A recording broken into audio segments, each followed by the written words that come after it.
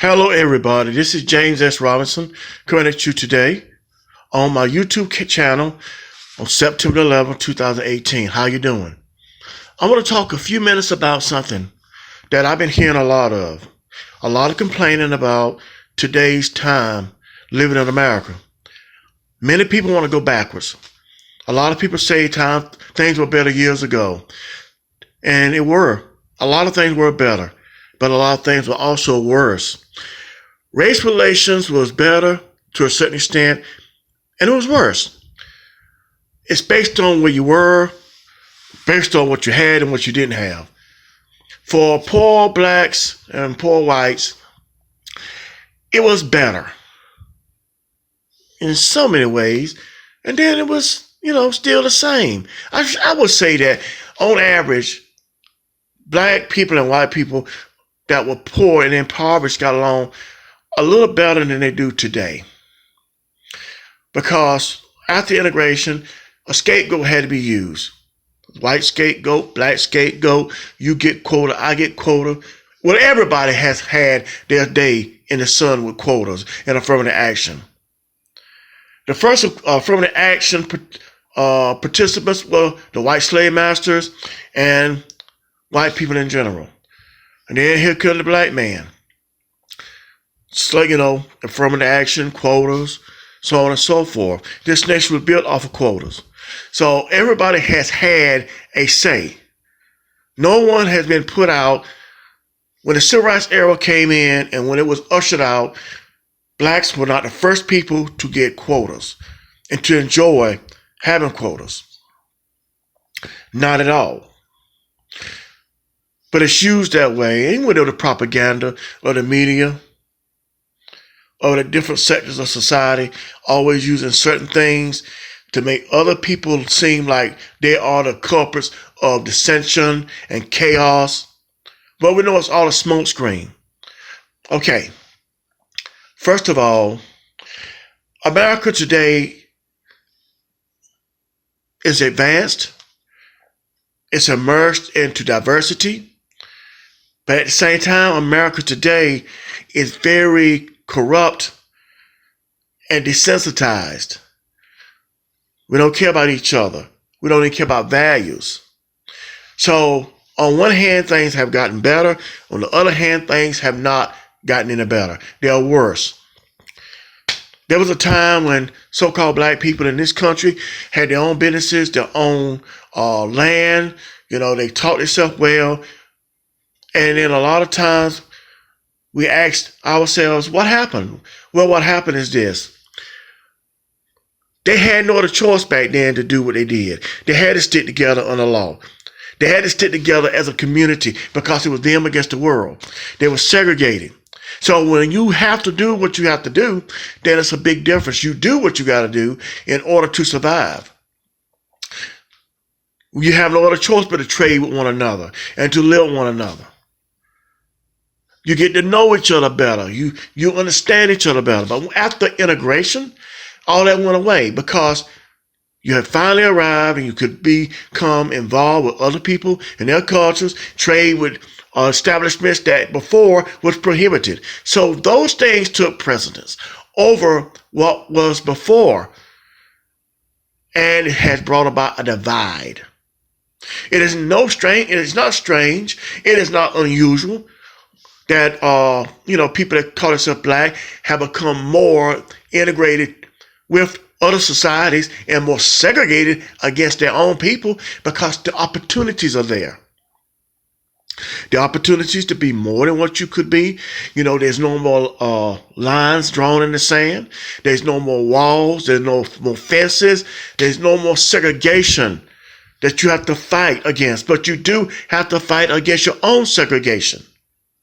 So on one hand, integration was the best thing that happened to Black America. And on the other hand, it was one of the worst because it just took away the unity. It took away the mobility. It took away the motivation. It took away the desire to therefore be more than what you could be and be that man the woman that you are and that you could be. And it was replaced with the minority label, the pseudo label, The label of being a Democrat, the label of being a quota, affirmative action, and all of those things. African Americans, black, so on and so forth. So a lot of things transpired. But at the same time, we have to understand that going backwards is not the way to go. Living in the past will not fix us. Living in the past will bury us. You take a little bit from the past, you incorporate it in the present, and you carry it on into the future. So what I wanted to say today is that integration is not all evil. Segregation was not all good. And vice versa. It had its good points and its bad points. The problem with segregation is that segregation leads to people not being themselves, not loving themselves, not being able to therefore project themselves as being all they can be and all they desire to be. Integration, on the other hand, causes people to therefore become more who they are. But at the same time, it can take away from the unity that people need in order to therefore achieve a common goal of the community. Tribalism has been around forever. Cultural domination or heritage has been around forever too. We want to really look at what causes racism. Look at those two aspects right there. It's the perception of both that has caused mankind to therefore either flourish or fail. Once we can understand that we need both perception and understanding to work together, then we can get somewhere. And know that our lives don't have to remain as they remain. They can go further than that. And that racism is a smokescreen that's used, and it's been around forever. And it's going to always be around because people have different ideologies and they have different aspects and different feelings and emotions which dictate their consciousness and dictate where they're going in life. But discrimination is something that we can live without. So basically, the civil rights movement was to end segregation by way of discrimination. But we still have integration problems because we still have discrimination. Discrimination never went anywhere. So we still are battling discrimination. Racism is not a problem. Discrimination is, because discrimination is something that can be hidebound, hoodwinked, and cowtailed by law.